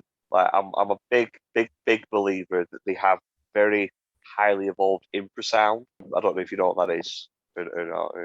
I think I do, but I'll let you explain. I think I kind of know what you're on about. Yeah. Infrasound. It's like it's some sort of like it's like an organ. It's like an adaptation that some animals have, but it's stimulated by a small part of the brain. And crocodiles have it, tigers have it, and it's kind of similar. Like when someone says that dogs have sixth sense and that they can pick up on emotions, it's similar to that. But certain predators, apex predators, will use infrasound to discombobulate their prey for the attack, and they give off these like sound waves, basically these like these frequencies, discombobulate the prey.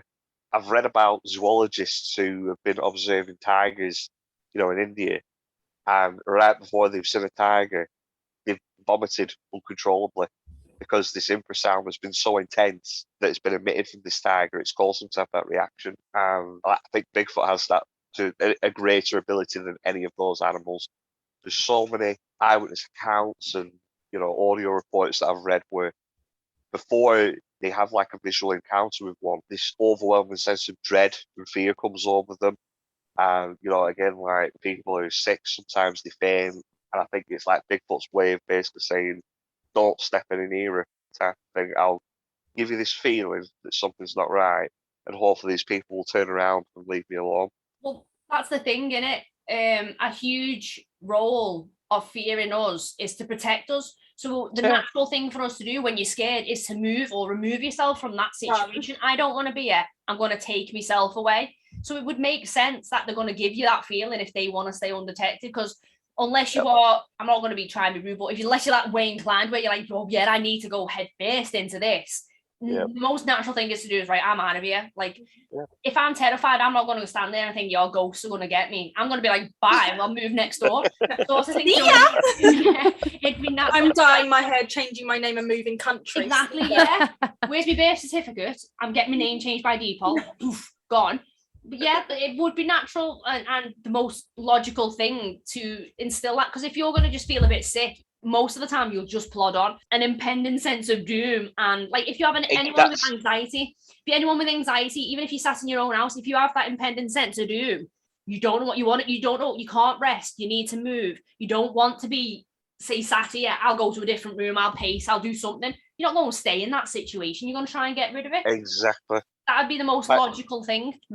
Panic attacks are the worst. I know that's a bit irrelevant. You literally feel like you're gonna die. Yeah. It's horrible, isn't it? Yeah. So especially if you're out on your own, say rambling, and you get that I'm gonna die, something's not right here, you're gonna go to where you can be. If you do drop down on a floor, someone's gonna be able to help you. So that makes sense to me. That anyway, that I've also heard about. I've read accounts where like YouTube is like for people that aren't like well versed or just new to this topic. Like YouTube is just a plethora of information for eyewitness accounts and some fascinating stories to listen to out there, and some great YouTube channels about Bigfoot, and cryptids. But yeah, like I've listened to some where like hunters in America have had these things, Bigfoot, on the end of their sniper rifle lens, and they can see the whites of their eyes, and just this little voice has come into their head that has said, "Don't shoot me," or "Don't pull that trigger," because I've got two of my friends around here, and odds are you can shoot me, but you won't make it out alive. So again, this is where the supernatural side of it ties in a bit more. That I think maybe, and what I was saying about the sixth sense as well, that dogs have, I think Bigfoots have it to an even greater ability, to the point where they might even be able to like communicate with us telepathically. I don't know. I'm just spitballing, but I think there's a lot of really interesting stories out there for people. With this type of topic, there is so many avenues you can go down because it's all unconfirmed. Even though it's spitballing theories, you could be 100% on the ball because there is nothing documented. There's just not. Exactly. And I think that's what makes it fascinating. Like, as I said, I don't grasp it, but I used to, when I first got into this, like 4 years ago, you couldn't not tell me that these creatures were some sort of undiscovered ape. But that's because of my background with animals, and a lot of what Bigfoots, are seen to be done in the wild, nest building, loud vocalizations, living in family groups. It's all things that the great apes do. And that for a long time, that was just the sort of hypothesis that I sat with, that it's just some sort of ape that's out there. And then like I went more over into maybe it's something supernatural. And then these days, as I say, I sit in that camp, but I think it's a type of human. So yeah. See, coming into this, my understanding was it would be some sort of ape, like hybrid species sort of thing. I just said whether that's because of my interest in animals as well, or whether what's on the TV, that's what they're showing as well. So as I referenced before, the Hendersons, he's like an ape type animal. And anytime you see like anything to do with it on the TV or like conspiracy theory documentaries and stuff like that, it always refers to it as an ape type animal. It's never delved into the side that you've gone into tonight with the spiritual and the infrasound and stuff like that. So it's infrasound and stuff. So it's like, it's a good discussion because everyone's got a different opinion on it. Definitely. It is quite awesome, isn't it? I think it's great. It is cool to have discussions around these types of things. Yeah, because in a way, it kind of links in with reptile stuff because a lot of reptiles have been seen to, we've not seen it, so it's become extinct. And then, oh, hang on a minute, it's on my shoe. True that. Sort of thing, do you know what I mean? So it all links in a way. Didn't they, like at one point in the last 10 years think that crested geckos were extinct? Yes. Yeah. And then they were finding like, hold on a minute. There's a small remnant population. I thought you were dead. Right. So it's like, It's cool that. It's nice as well because nobody who likes animals wants to see a species become extinct. As an animal lover, you see it, and I feel physically sick, and I feel a bit sad. Like, so when you see all these rhino things, and because these animals are integral to our way of life as humans. Like, just because they're not coming in my house and like hoovering up my floor doesn't mean they're not doing something for the planet yet, doing something for the planet as a whole. Everything has its role. And I think, don't want to sound callous, the only thing that doesn't really is humans, because we're a very selfish species, and all it is us. We need to thrive and survive and whatnot. But no, that's not the case. We need to live in harmony with stuff and keep the correct, because your dad is always going on a clock. Earth as a whole is like, we're at like 2 minutes to 12 now. If the world's going to end at 12, we're at like 2 minutes to 12. All we're doing at that point in this whole journey is speeding up the process of eradicating what's left on Earth. True, very true. And all these climate change will be the downfall of ourselves, humans. And it's sad that we've evolved so much to become so little. Exactly. Evolved. Our brains have evolved to a point where we're kind of regressing because all we're doing is more harm than good. Going back to Bigfoot and stuff, they're living this nomadic lifestyle where they've not got all this to compete with, and exactly. Do the egg. Well, I think we'll wrap it up there actually, but that's been quite an awesome podcast. I've really enjoyed this one. This one's been good. Yeah, it has. A really good one. So thank you, Ollie, for coming on. Hey, no worries. Yeah. No worries. It was fun that. Lost my podcasting virginity. Definitely have to have you on again. Definitely. Yeah, that'd be awesome. That'd be awesome. For anyone interested, Ollie is up in the northwest with us, and he runs this little educational program, Ollie Zoo. If you ever want to party with some animals, or you want to show your nan a cresty or a snake, follow his page. Nan, that's beautiful. Yeah, please follow his page and have a look. He's awesome guy, lovely. You'll be at ease with him, and he will educate you to the best he can. In a polite way. Yes, in a polite way. Thank you. Check out his YouTube, especially if you're into like rambling and going sitting out in Bigfoot, going sitting out in nature and just enjoying things like nettle tea and utilizing what the earth is giving us. Definitely check out his videos, because we'll be doing a podcast with him. Definitely. I'd be down for that. That's exciting. Yeah, it's cool, isn't it? I'd be down for that. Yeah. So we've obviously had a lovely chat today. We've had an amazing guest that we're really thankful that Thank you. Come on. You're welcome. We've appreciated all your words that you have said today. Thank you. We hope that you've all enjoyed what we talked about today, and the myths and the monsters. And we will see you for the next week's one. I will not reveal what the topic is. It will be a surprise. We will release it next week. But we do know that we will be having a very special guest again, which we are super excited about. All the links to everyone's channels, pages, and everything will be in the description. And we hope you have a lovely rest of your day. Bye. Bye. Bye.